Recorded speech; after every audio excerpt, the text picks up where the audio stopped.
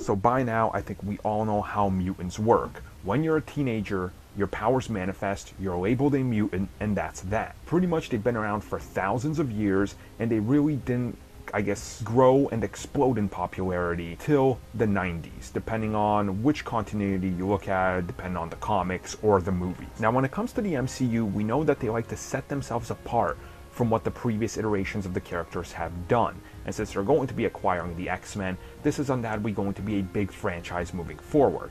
So how do you deal with mutants?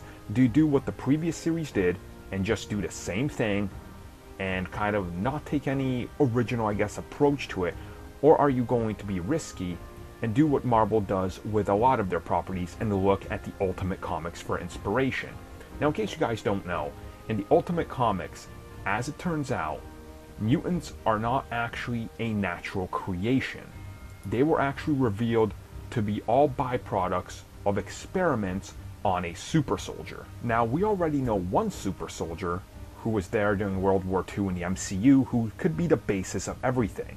And we of course know another one who was working over with the Germans who could be the basis of how they gave Magneto his powers, which would stick more or less closer to the whole Ultimate version of Marvel while also putting a spin on it.